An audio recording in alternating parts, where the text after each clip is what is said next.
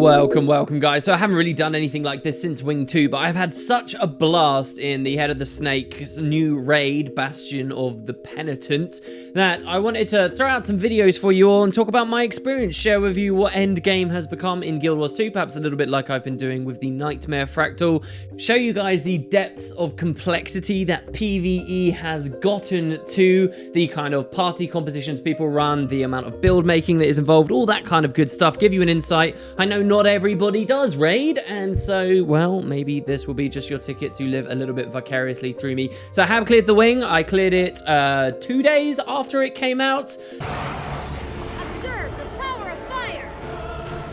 The first day we did wait a little while, and obviously there was the bit of the patch delay. It took a reasonable amount of time, I think pretty much consistent with the other wings for me, but a lot of the other groups out there that are playing Guild Wars 2 right now are getting very, very, very good at the game, and I do think that general consensus is this has been a bit easier than maybe some people are expecting. Maybe that's related to some of the developer comments before it came out that these were all going to be real toughies. Maybe it's because they're balancing the difficulty a little bit more into the optional challenge modes, which are variant versions of the encounters that are much harder but for optional achievements, allowing more people to get in for the story or something, kind of a soft way of introducing an easy mode that I know a lot of people have been asking for. I'm not too sure, but my experience of it was that it was very fulfilling. The first two encounters, which I'm going to be talking about today, actually were really, really, really easy, and we managed to breeze through quite comfortably. It was mostly the third and especially the fourth encounter that stalled the group I was running with, or the various groups that I was running with. I've actually cleared most of the wing twice now, and so I think I have a pretty good grasp of some of those later encounters, but I do want to share all of them with you guys and talk about the first two here with you today to get them out there. So I am a little bit less familiar with these because we did clear them quite quickly and they're not quite so fresh on my mind anymore. But I want to show you guys just what it was all about. This will be largely spoiler free. There's going to be a bit of a spoiler in the fourth episode, but largely I'm not really talking about any of the story stuff that's going on here. That will appear definitely and of course in its own video. Keep an eye out for that. So let's check out first of all the first encounter. This is Cairn. This is a jade construct that we should be very familiar with from perhaps Living World if you've been playing a lot recently. He felt kind of squishy, actually. He was pretty comfortable to kill. Really, really comfortable enrage timer, so you don't have very much risk of enraging. The fact he's squishy is great for new players because it means you can run like quite a lot. You can kind of brute force it with a lot of support, which in my opinion is how we originally did this. My perspective with the group I ran in on this raid with was we didn't want any like mechanical spoilers from outside groups. We wanted to take it ourselves. We wanted to learn it ourselves. It was all purely within us. It wasn't like, oh, how is everyone else doing? We weren't watching other people's streams and stuff like that necessarily. Not until maybe right at the end of the second day when a few people had cleared it and more knowledge was getting out there with pugs and stuff. But as for our builds, we kind of all played on the sturdy side. The builds that you see I'm running are a really weird mix. I don't know which footage I'll use of which builds. I ended up swapping a lot. But our perspective was kind of to try and focus as much as possible on the bosses themselves rather than our skill bar. Right, there's a lot of really fiddly, cool, complicated little things you can do to squeeze out more damage, but I think when you're first learning encounters, you go with the vanilla, you go with the standard. Like on some of these, a lot of these encounters, you might even end up seeing me on. I was running like staff, but I wasn't running like staff fresh air on an elementalist. I wasn't like complicating it very much. And yeah, so we got Cairn. He's a bit of a quick fight. I'm pretty sure I oromanced on one of our kills. I think I chronomanced on another one of them. The first thing to understand about this fight is the special action hotkey everyone gets. So before you fight him, you walk through this waterfall and unlock a special ability. Now what this essentially, for those druids out there, it turns everyone into a staff druid. It means you can go a massive speed. You can warp to a new location, evading while you do so. You get massive mobility with this special action hotkey, and that does interact with the fight in a pretty cool way. But I think a lot of people that I was playing with, we were only using the special action hotkey for that and only that, when actually if you're playing a support, especially a druid support with lots of point blank AoE heals and things, or even if you just see someone's gone down state and you need to resurrect someone, use this skill. This skill is amazing. You'll see in the footage I'm just charging around, rezzing people and healing people using that skill as much as possible. It's awesome. Everyone has this massive mobility built into them, and it's a fundamental thing you can take hold of beyond even just the direct mechanic that's asked for it, which we'll get into a second. So for as long as you are fighting the first boss, Cairn, you are building up stacks, a debuff on your character. Every second you lose 1% movement speed.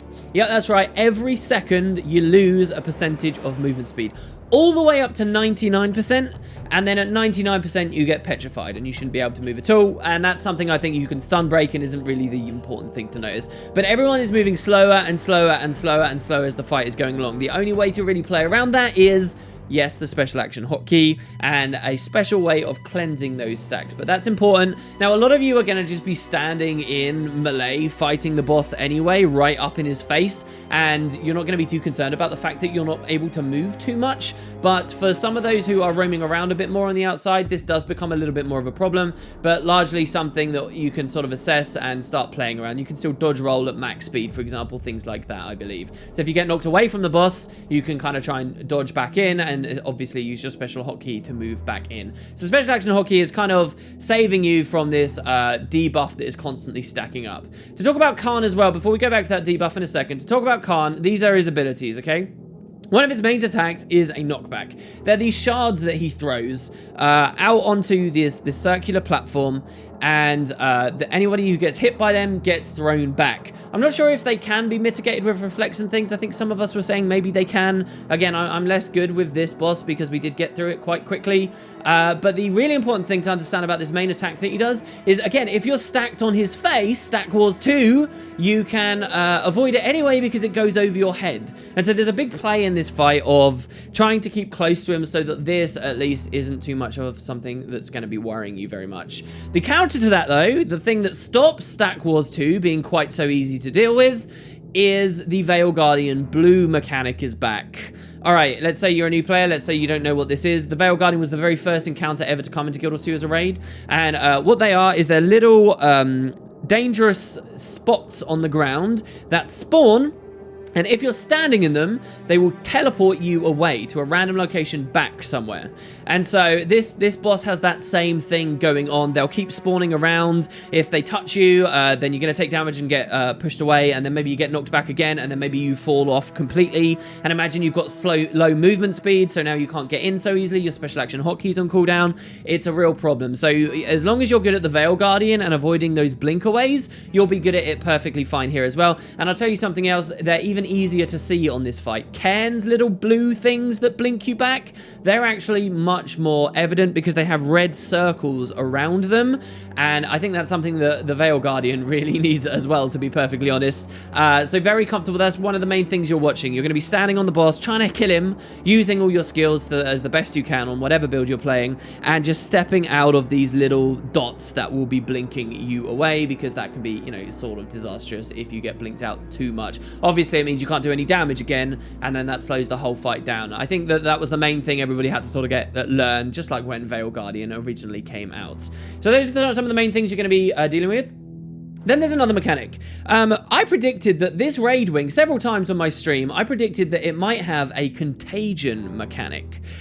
So what's a contagion? I predicted this because of the Nightmare Fractal that came out recently, in which players get sick and then they vomit, and the vomit does damage, and if you hit one of your allies with the vomit, it's like friendly fire, then they're gonna have to vomit again, and then you can keep sort of shotgunning this vomit backwards and forwards. It's a contagion mechanic. It's a damaging thing that spreads from one player to another to another to another. Well, the vomit from the Nightmare Fractal did not become a thing, sadly, in this entire raid wing. They didn't copy paste that, but there is a contagion here.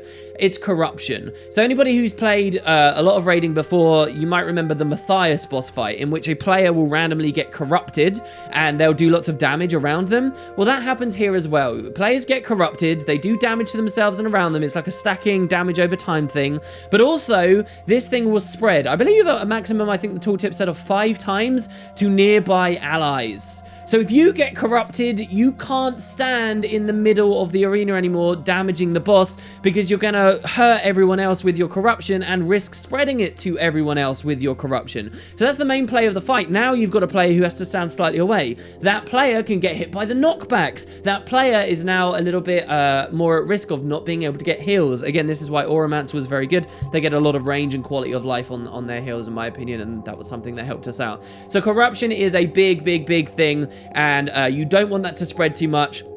We did try a run, for what it's worth, where with 3 healers, we just ignored corruption and everyone stayed in the middle and everyone got corrupted, and we just kept pressuring the boss, and we never cleared the boss using this tactic, but it was actually surprisingly effective, and I reckon you can probably cheese this fight if you're good enough by just stacking a lot of heals. So that was pretty interesting, but that's corruption, and that's how it spreads. You just want to kind of power heal through it, watch through these people who are corrupted, and that's the way that most of the fight goes. Now, here's something else very important that kind of stacks all these mechanics together and makes things very interesting. Every now and then, the boss will do a big attack, an attack that will nuke the entire platform, and not only will it do a lot of damage, but also remember those stacking movement speed debuffs I talk about that eventually petrify you, that are constantly coming every second? If you get hit by this big attack, you also gain 30 stacks of that slowing down effect. All right, 30 stacks. So it's really important you avoid this big attack. Otherwise, you're going to get tons of stacks. You're going to start getting petrified. You're going to take the damage from getting the attacks. It's all round awful. So how do you avoid it, you might wonder? Well, this is kind of one of the big things about the Cairn fight. What happens is when this attack begins, and this spawns right at the start of the encounter as well, there will be a single safe spot on the map at the very beginning of the encounter. It's a galactic weird ring effect. And now everybody who stands in this will be safe. They get gaze avoidance. I think the idea in the story here is that while we're in these little rings, these circles, we are somehow slipping out of phase with Tyria while we're there, and so we avoid his damage. And so the objective is whenever this ability comes up, you need to get into one of these circles, and you can use your special action hotkey to warp yourself into it very quickly, and once the attack has passed, everybody can go back in. People don't take massive damage, people don't get loads of stacks, and away you go. So that's fine, but ArenaNet make it even more complicated. See, the first time this attack spawns, it's fine. There's one ring, everybody moves into that one ring. Later, there's lots of rings. And remember what I just told you, that people get corrupted, and the corruption is a contagion. So now you see how this works. On the fly, you have to have your corrupted people go into some rings, and you have to have other players go into the other rings to keep them apart so that you're not unnecessarily damaging one another. I have a feeling that if this encounter was tuned to be a little bit more difficult, this could be a really wild and exciting fight, because those crazy moments where this attack is beginning and everyone's trying to sort themselves into the rings would be really difficult to work out sometimes. So that's what you want to do. You kind of want to spread your corrupted people out into some of the rings while everybody else goes into the safe ones, and then it gets a little bit more complicated even than that. Sometimes, when these safe havens spawn, above them, you'll notice that there are some dots in the sky. So you might have a safe haven, and above it there are 4 dots. What do those dots mean? Those dots are saying to you that unless you match this number of players as there are to dots in this safe area, no one will be safe. So what do I mean? Well, let's take an example here. There should be a big ring. It's got 4 dots above it. That means you need 4 players in there in order to get gaze avoidance. If you only have 3 players in there, if you only have 2, if you only have 1, then it won't work.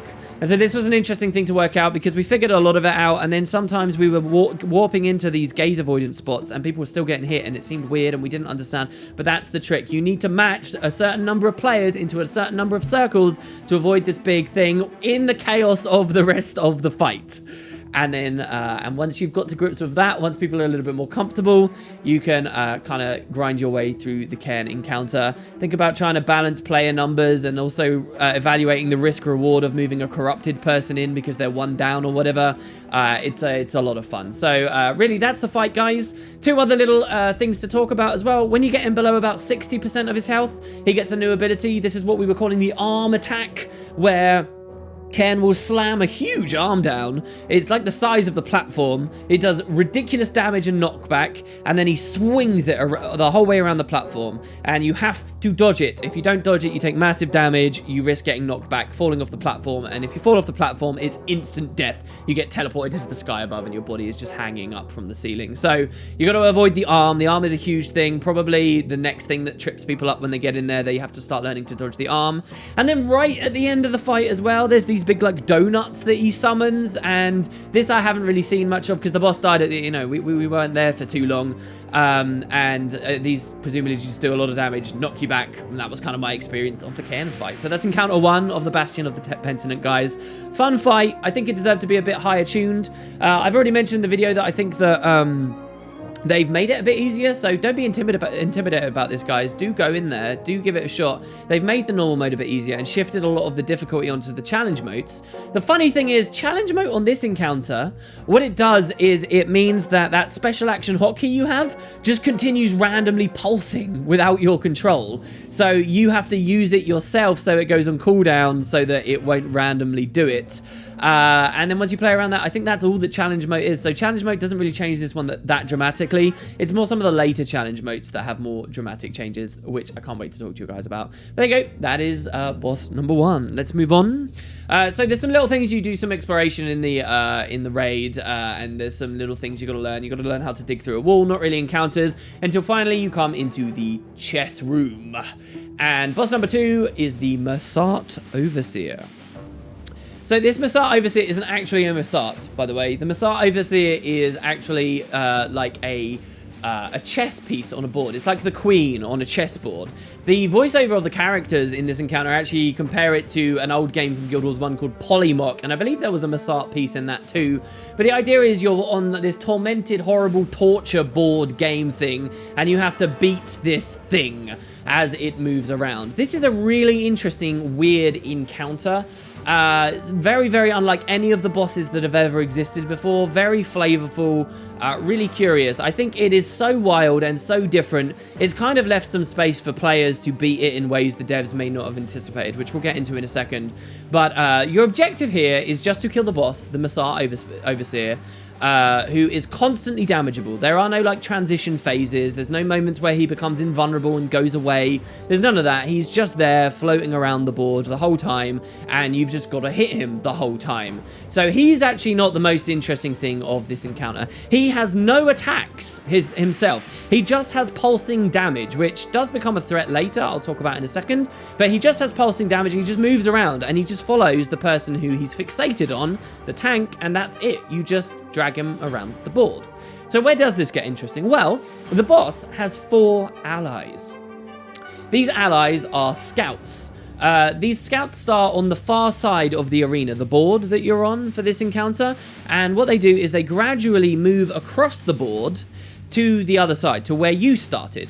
You cannot stop them from moving across the board. You can only delay them. If you kill one of these pieces, it will die, but then it will just stand still for a little bit, and you've delayed it, but then it will just regain all of its health, and it will start moving again. And then you can kill it again and stop it again for a little while, and then it will start moving again, and kill it and stop it. So you can only delay, you cannot stop them. When any of these 4 pieces make it to the other end of the board, they're going to transform out of being a scout and turn into a new type of creature, a soldier.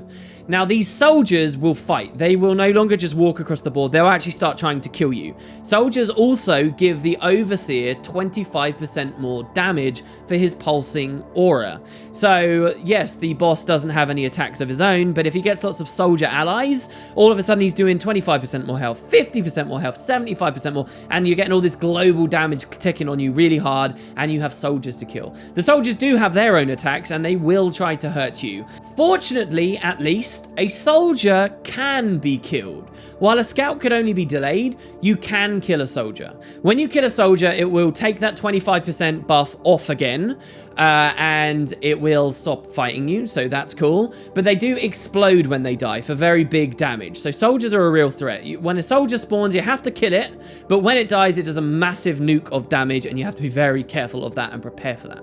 Lastly, when a soldier dies, a scout will respawn back at the top of the board, and it will start moving again. And then you can start delaying it, and eventually it's going to become a soldier again, and you have to kill the soldier, and then it becomes a scout. And so this is kind of the way that the game is played. The idea, as you can probably see now, is to kill the boss by dragging the boss around the board while you're slowing down these other game pieces, these 4 scouts. You keep the scouts slow, you want to inhibit their ability to get across the board, and then eventually kill them when they turn into soldiers. You need to tactically let some scouts become soldiers one at a time so that you can kill them and reset the board, but you have to do it very, very carefully so that you don't get 2 or 3 soldiers at once and then everything, you know, these massive explosions start blowing everyone up. That's the idea of the game. Really, as far as everything I've explained so far, not so bad, right?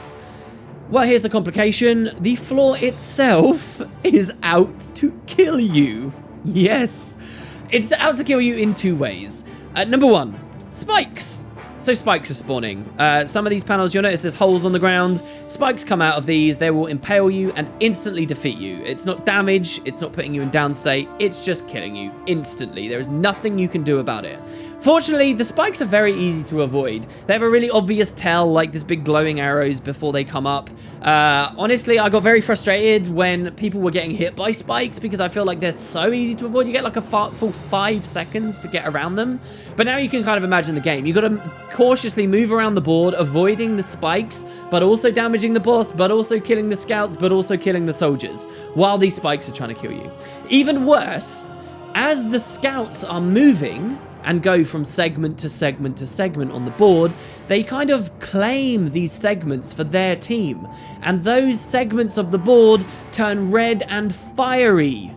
So when the game starts, half of the board is on fire and half of it is clean. And as these scouts move, they are making more fire appear. If you're standing on the fire, it's not an instant death like the spikes, but it is heavy damage over time, and it's definitely not something you can easily survive on. So now you can see how hard it would be. The board keeps throwing spikes at you, it's stopping you where you need to go, and if you go too slow, then the scouts gain too much ground, and not only are becoming soldiers, but also the entire board is becoming fire, and you have even less safe places to land on. Very fun idea, right? But there might be something on your mind at this point. You might be thinking, well, hold on then. Surely, very quickly, the entire board is going to turn to fire. And then it's just GG, isn't it? It's over. You can't stop the scouts from moving. They're just going to make the whole thing fire and you're done for. Well, you're absolutely right. And that's where the special action skills come in. So here's what's really bizarre about this fight, guys. Really cool. Before the fight begins, there are 3 pickups available. You've got 10 players. There are 3 pickups. And each of these pickups will give one of your 10 party members a special action hotkey, a new skill, a special ability only they can use. So you have to choose 3 of your 10 people to gain and unlock these special new abilities, all right? One of them's called Claim, one of them's called Protect, and one of them's called Dispel. You might see where this is going. If during the encounter, for what it's worth, someone who has one of these special action hotkeys dies, then it will just respawn on the board for someone else to pick up if you can get to it. I mean, there might be fire and all kind of manner of chaos over there, but you might be able to get to it if somebody dies with it. So what these special action hotkeys do is crucial to beating the boss. Remember how those enemies, the scouts, are claiming tiles and making them fiery as they move? Well, the player who takes the Claim ability can do that too. So this person is probably the most important person in the group. They're the one who gets fixation on the boss, so they drag the boss around, and every several seconds or so, they can use this special action hotkey, Claim, to reclaim areas that became fiery. So as the scouts move across the board making fire, The claim player is moving across the boards, removing fire. And depending on the amount of alacrity you've got, depends on how quickly you can spam this ability to get rid of as much fire as possible. This is unquestionably the most important person in the entire group, this one player. This person is moving the boss around, they're determining where the spikes are going to be, they're prioritizing which of the scouts you can get to in time to kill, and they're trying to make sure everyone is safe. This is the person who really needs to intimately understand the patterns that the spikes move in, which I'm not even going to go into on this video. And that's kind of the main role. That's kind of your tank, if you will. The person who gets claim. It looks like a really, really cool thing to play. And your perspective of the fight being the claimer versus the other people might be, you know, quite different. I will say, actually, that I was able to play this encounter very, very brain dead, right? I just stayed on the fixated claim character, who was a revenant for us at the time. And I just avoided hazards while sticking with the group and damaging the boss. And that was about it, really. I think I killed it once on Zerk Dagger Warhorn, which was really, really cool because, like, lightning orbs can move with him. And another time I did it on a Zealot's base sort of extra support, just because, again, our first clear, we were trying to go very, very, very sturdy. So I was sort of Zealots. Once again, Dagger Warhorn, though. It's a very mobile fight, so lots of very stationary AoEs and things that aren't necessarily the best thing unless you use a very special tactic I'll get to in a second. So that's one of the special action hotkeys. There's two others though. Speaking of spikes, right? The guy has to avoid these spikes as he's moving around. There is a special action hotkey called Protect, and you're seeing me use that on this footage. This is basically a Guardian Sanctuary. If I throw it down, I can only do it once every 3 minutes. Alacrity does reduce that cooldown. Realistically, you're only going to be able to cast this twice in the entire fight, just twice. But if I cast this, and spikes are under us, then anybody standing in it gets saved by the spikes. So this is kind of a clutch, oh crap moment, where we can save everyone's life by throwing this down and calling it out to your friends if we're caught with our pants down, or you can kind of account for it. One of the achievements actually for the collection is to deliberately have people saved by this. So getting used to this and dropping that Protect down, watching for that can save you, and it's kind of a very specific savior thing, but isn't necessarily the most important of skills. In fact, you've seen some pretty hilarious footage on here. I wiped. This is one of the worst wipes I've ever caused in any raid ever. I wiped our entire group, all 10 players, by calling a protection that I dropped too early. Funny, I guess. It's a cool skill. And then the last one is called Dispel. Dispel is actually very important, probably just as important as Claim. See, remember those scouts and soldiers again? Yeah, one more small thing I've not even talked to you about yet. They're invulnerable. Really, yeah, they're invulnerable. I know we're supposed to kill them. I know we're supposed to slow them down. I know that they pose a massive threat, but they're invulnerable. There's only one person who can stop them being invulnerable, and that's the person with Dispel. And again, making sure lots of alacrity is on the Dispeller so that they can get lots of, wipe as much invulnerability off as possible is also important. So that is what this encounter is. It's like this epic balance of moving around the room, avoiding the hazards, prioritizing the right scouts and soldiers to take out at the right times, and is generally a very, very, very interesting encounter. A kind of easy encounter, unfortunately. Again, just like the first one, I must say, I feel like this would be really wild if it was tuned a bit differently, but that is why challenge mode exists. Don't let me sound like some elitist arsehole asking for everything to be really, really, really difficult. Challenge mode on this may well be exactly the kind of thing that pushes it into that really wild scenario, and I haven't done it on challenge mode just yet. I must say, all things told, this is probably one of the easiest encounters ArenaNet have ever made. And I think that that's a consequence of how complicated and weird it is, and they just didn't know how cheesable it could be, I suppose. And that's funny considering before the wing came out, ArenaNet were insisting there would be no freebie encounters. For example, there is a video of one of the higher groups just nuking this boss in the middle of the room in like 1 minute 50 seconds. The entire thing is just stacking in the middle of the room and nuking it. I think this relates to the fact that they had continuum split on Protect, so they could double cast Protect, and they just literally held the boss there, unloaded massive DPS with perfect rotations, and they beat the boss very, very, very, very fast. So maybe we might see changes to this. I don't think the developers intended for this one to be quite as easy as it ended up. But an interesting encounter nonetheless, something I did really want to share with you guys, something I had a blast with, and I feel very much like I did when Wing 3 came out, guys. Wing 3 started really comfortable. Don't be scared of this. Don't be intimidated by this. The more of you that have never raided and now think, yeah, I'll give it a shot, the better. I recorded 17 hours of this patch, and a huge amount of that was here in this raid wing. And that's all game time that I got out of this patch that maybe you didn't if you've not been playing it. So I do still insist you try it out, guys. I know the whole legendary insight thing sucks. Maybe we can talk about that in the comments. But if you really can't, at least you'll get to experience a bit of it through a video like this. Check me out next time where I will do a video on Encounter 3, which really ramped it up. And then after that, we'll talk about Encounter 4, which was epic and difficult in so many ways. Thanks very much for watching, guys. Hope you enjoyed this. I'm glad to do a video like this since I didn't really for Wing 3. And I will see you very shortly. Catch you next time, everyone.